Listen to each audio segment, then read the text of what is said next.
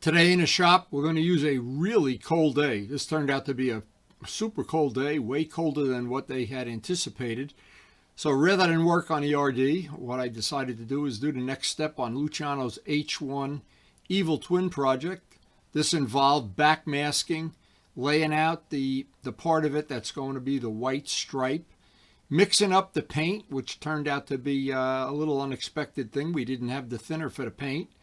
And a couple other little details that are going to go into this project. I think it's going to be pretty exciting when we're done, because his Evil Twin, he's got the parts that turn it into a green and metallic green bike, and he's going to have an exact set of parts that make it a silver and a blue bike that is really going to look like the factory did it. I really have high hopes this is going to look like a factory job when we're done. We're putting a lot of extra effort into this for obvious reasons.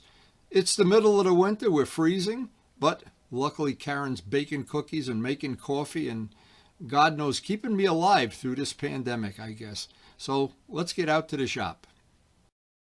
So here we are today back in Green Bay. Wake up in the morning. It's in the teens. Supposed to go into the mid-20s today, but it's way too cold to be working out in the garage. So my little project with the RD, I wanted to check that switch, pull that side of the engine off. Guess what? That's going to wait. Now, this is why I try to have an indoor project and an outdoor project. The project I'm working on for Luciano, being down in a cellar, I may be able to today, if it warms up at least into the 20s, hopefully, and I really don't like to paint until it's in the 30s, but we may be able to work around that since we're only painting a white stripe around the tank today. But anyway, the RD has to wait. That's all part of what happens this time of year. It's so unpredictable, and that's what makes it challenging, and that's what makes it interesting, and that's what keeps you young. So because the way the weather is playing out here, and I had other ideas in mind. Well, I had that other side off the engine. Of course, I want to clean in by the countershaft sprocket and everything. And I had thought of another thing, but I can't do any of this when it's not even mid-20s. At least mid-20s, you can touch metal and your fingers don't stick to it. But anyway, so we're going to abandon this for today. This is going to have to live to fight another day. And I'm going to, after I have my coffee and do all my chores on the farm here and make sure that the Titanic hasn't sunk again. What I want to do, I want to work on Luciano's Evil Twin project, and hopefully today it'll warm up enough that I can get that stripe painted. And that'll be a nice watershed for today.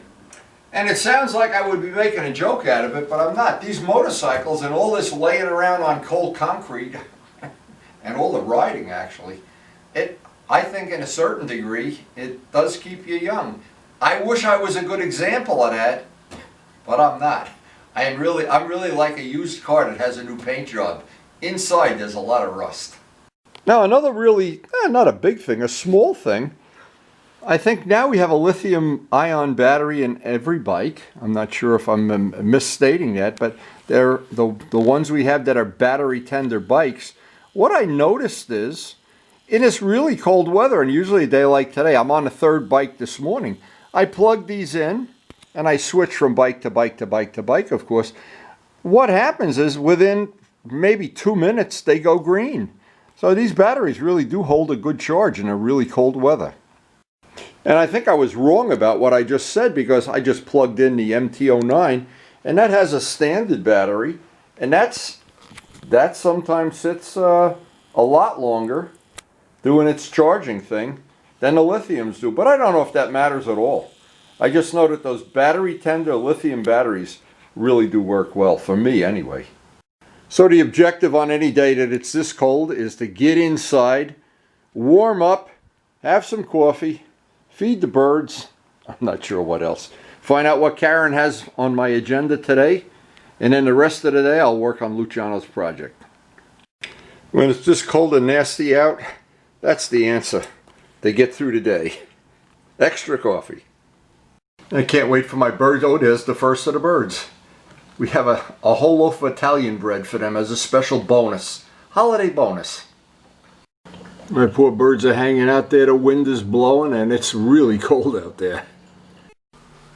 Oh, it's warmed up to 27 now, but I'm going to be being in the house today. No working on the RD today. Amazing how cold weather makes them hungry for bread. Usually in warm weather they don't like the bread. In cold weather, I'll take the bread. Thank you. Now as I'm doing my chores, I notice even our fountain is solid ice this morning. Oh, that is really cold.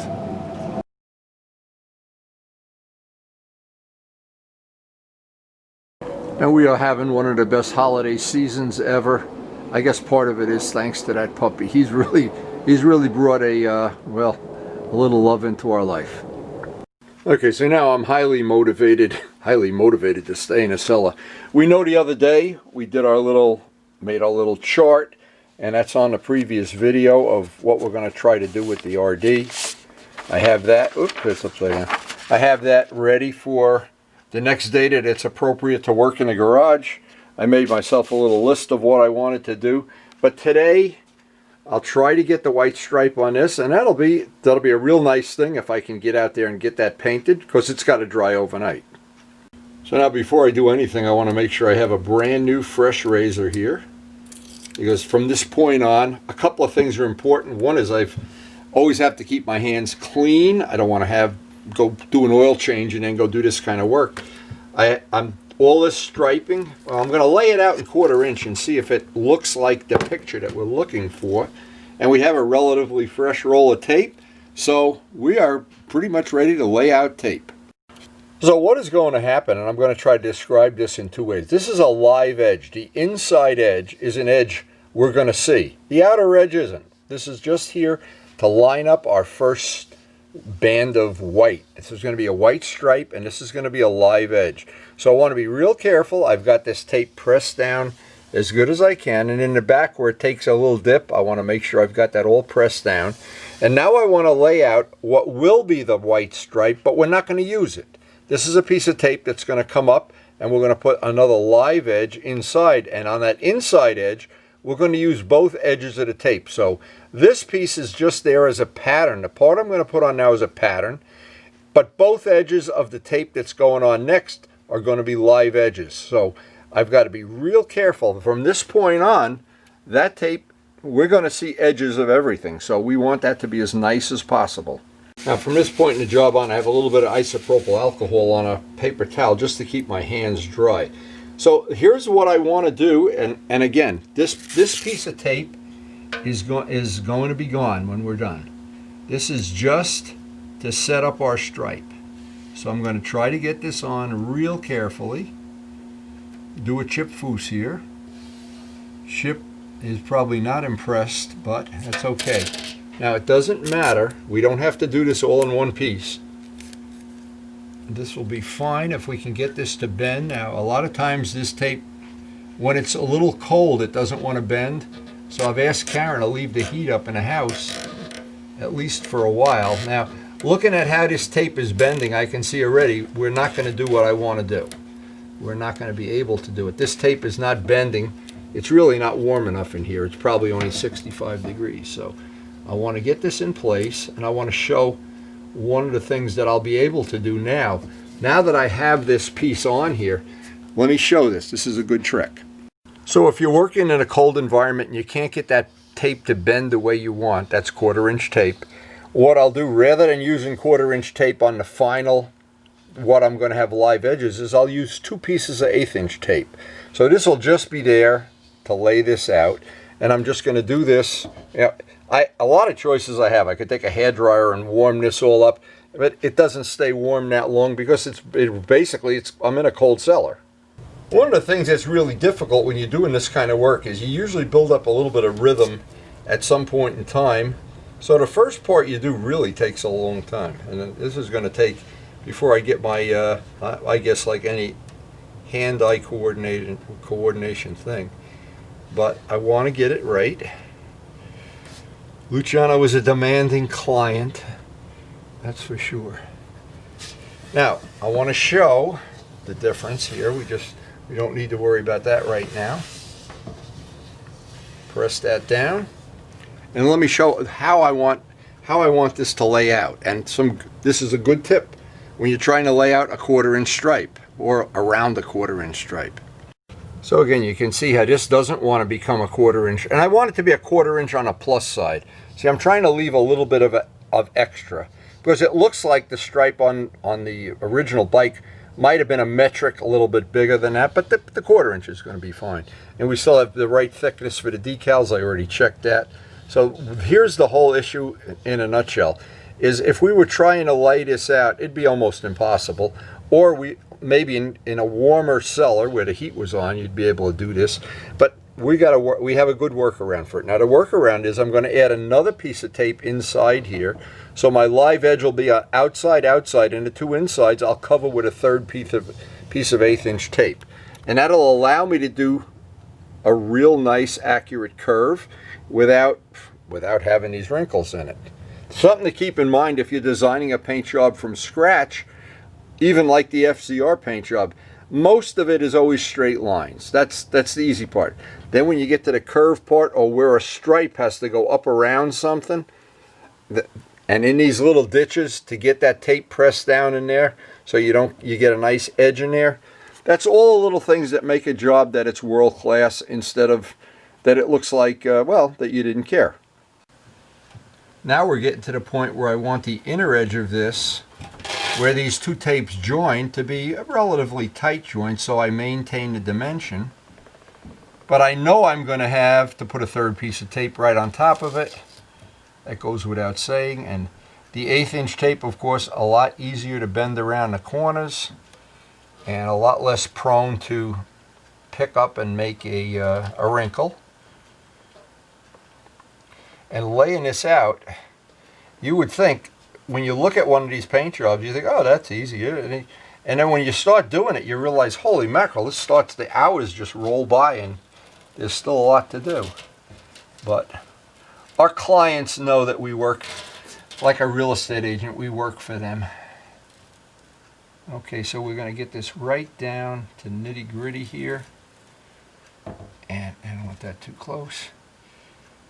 And I can picture when this is all laid out, we should be able to, assuming the temperature. I really don't want to paint until it gets to be I'm shooting for 30 degrees, but realistically, it may not happen. We are not having that kind of a day. So, okay, so now I can press these two down. And let me just show what I have to do next. Now what I have to do is put a third piece right over this gap, and then make sure this is a live edge, that's a live edge, and make sure we will, at the end of this, have 3 live edges. 1, 2, and 3. And all 3 of them are pressed down. And once I'm happy with that, then I can move on to the other side. And then it's going to be tricky in the back here how we want to connect these stripes. So I'll do this actually, probably the easiest way is in 3 separate steps. I remember years ago designing up model plane paint jobs and trying to make as many of the lines straight as possible, just to make it easier to do this.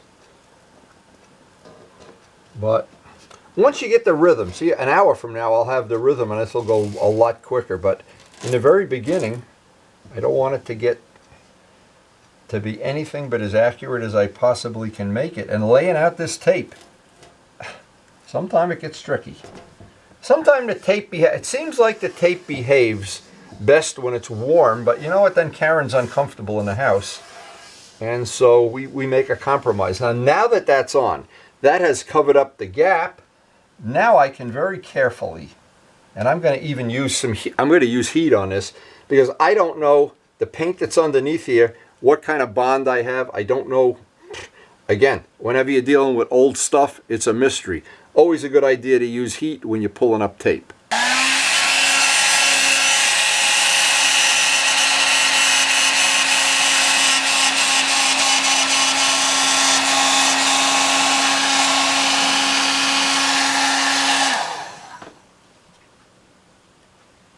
Using heat is definitely the way to go. I always like to stack the deck in my favor when I'm dealing with old stuff. And I'm almost always dealing with old stuff.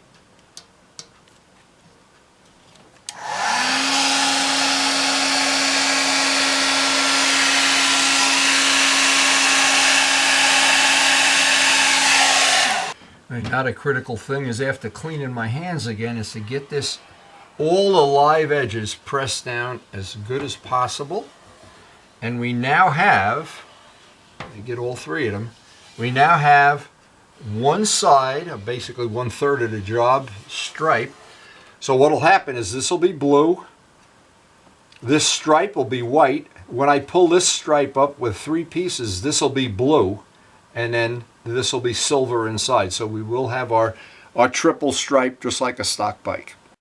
So I call this mapping, when I figure out which edges are live, which are not live, and I want to always have a map in my mind of how to do this. Now the way I will do this when it's all done is we'll backmask off of this, and we'll backmask this piece and just spray the stripe. Then when we're all done, we'll pull this backmasking off and just backmask off the white and be able to spray and be able to paint the silver. So we have a pretty good map of how we want this to go. Now I just have to do the other side. And the last thing then, connect them in the back.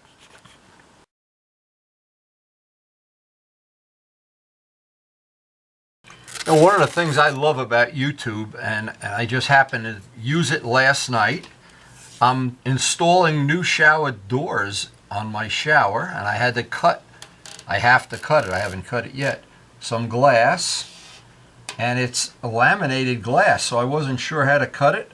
I went to YouTube, and there's about 10 videos that show how to do it, and it's not out of the realm of doing it. But what I found out is, and this is the big thing, that they sell the glass in Home Depot and Lowe's for roughly $100 a door.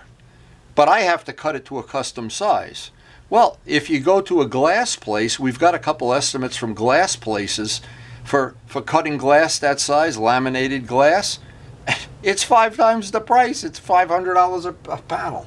So one of the things that I always think is, thank you. I try not to end the video without saying thank you guys, one and all, for contributing all those construction things. I have used them. I've used the one for fixing the ice maker in the refrigerator. I've used, oh God, for fixing the car, shutting the check engine light off. I've gotten so much benefit from YouTube how-to videos. Thank you, one and all. It's really been, I really have to thank you. So, and as always happens, doing the second side goes a little bit quicker. It certainly doesn't go instantly, but just a little bit quicker, because you already have a little more of your rhythm going. I guess like any hand-eye skill, from golf to tennis to taping Chip Foose cars, it just takes a little rhythm to get it done.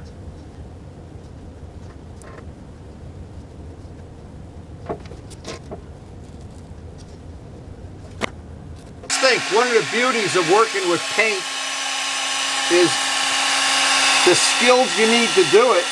Maybe you do need some skill, but you don't need real expensive equipment. And I try to use and show how I'm using it, the least expensive stuff you can buy. And it's, to paint the Sistine Chapel, you don't need a $100 brush, that's for sure.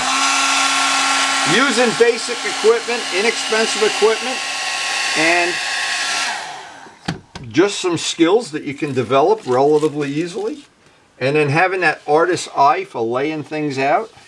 Or if you don't, you do what Luciano's doing. You do an evil twin. This is going to be a custom color bike. There'll be no other this exact color combination, but it'll look like the factory did it. And that's a hard thing. You really got to walk a fine line there to make it look like it's factory, but gee, I never saw one that color. And Luciano will always have, because it's an evil twin, just be able to put the green parts right back on, the blue parts. The green parts, the blue parts. People will think he has 2 bikes. People think I have 2 GS 1100s because I have the West Cooley bodywork. And I have the extra, all the parts that go into having any evil twin project. Now, using the same technique, the whole idea is we're going to run a piece of tape here and connect this stripe, even though we really are not going to see, the seat's going to cover that up. And then we have to make sure we have this. It's going to end in a little valley to make sure we have the tape down in the valley. And then the last thing will be to get all our live edges. Let me just give you an example. That doesn't matter. that's not a live edge, but the inside edge has to be perfect, and we're going to make sure they're all pressed down before we go to the next step.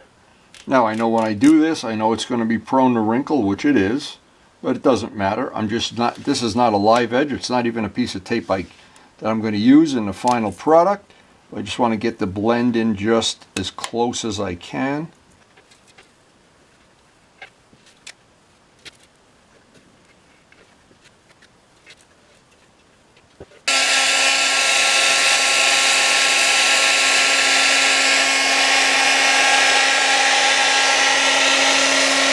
And one of the trickiest things is to get this tape to lay down in the valley and get that edge. But of course, that's why we have touch-up paint, if we get this tape that it doesn't seal up the way I want. But it looks like we've got exactly what I want, and it looks like all the live edges are good right now.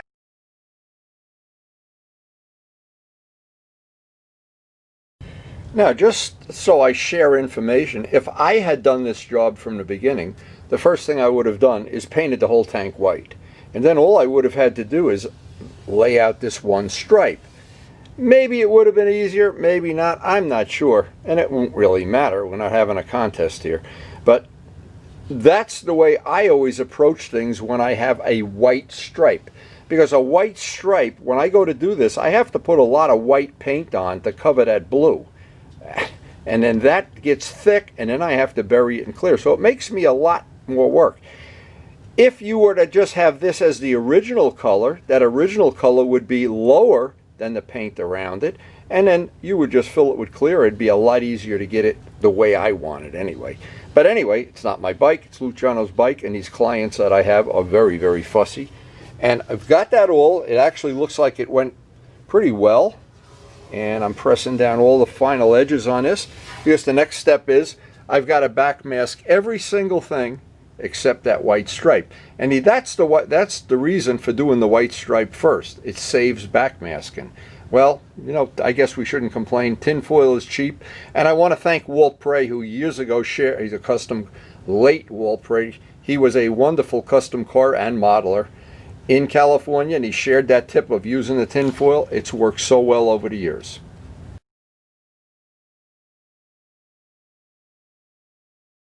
A couple of things that work great. Use the cheapest tin foil you can buy. You certainly don't need good tin foil. And this is a technique we've used in modeling, we've used in motorcycling.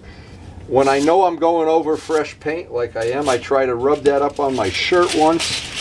That tip is on all of my painting videos. And using the tin foil, in the days when you used to use magazines and newspaper, and what a mess that would make. This is so much better. Oh, a nice big upgrade, that's for sure.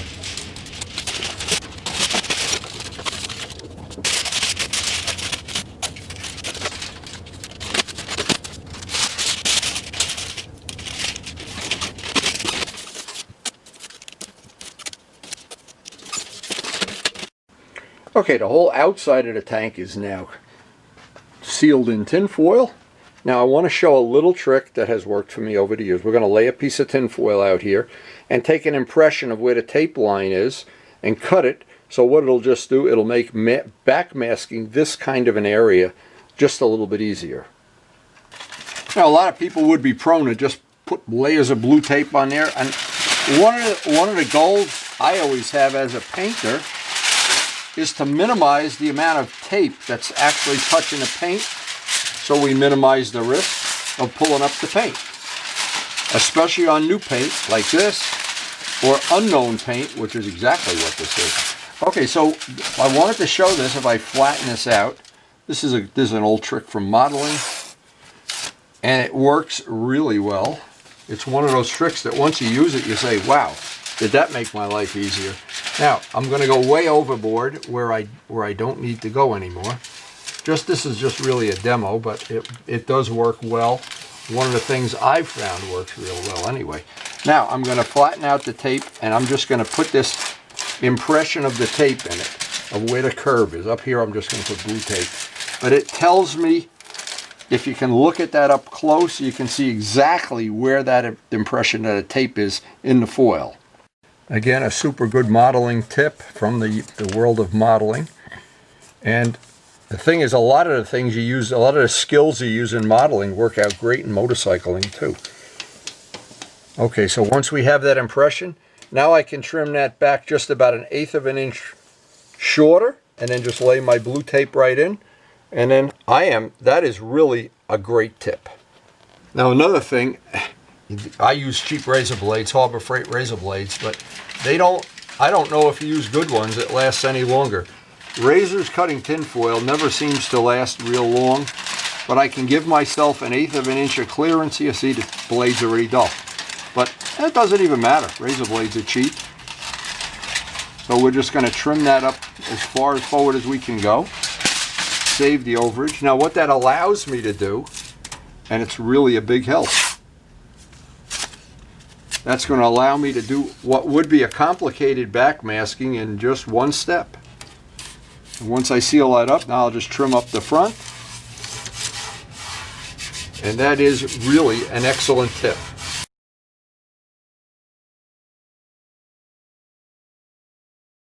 Okay, we're totally backmasked. Now the only thing left to see is how the weather's playing out there. It's really blowing. I'm going to try to set this up so I can paint right by the cellar door. I'm going to need 3 coats of white about 20 minutes apart.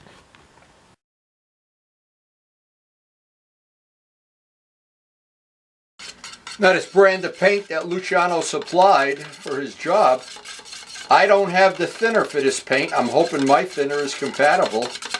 It's a 50-50, and because we had a problem, and it was with Mark Morgan bought some paint that was a brand I never heard of, if I remember right, for his FZ600, and it says 50-50, but I'm going to try to make a mix. We're going to see if it's our lucky day. Because some of these paints, they want you to use their own thinner. I don't know why. I don't know why they just can't make it universal, but that's the way it is. So let's see what kind of thinner I have. I've got some mid-temp, 733 probably.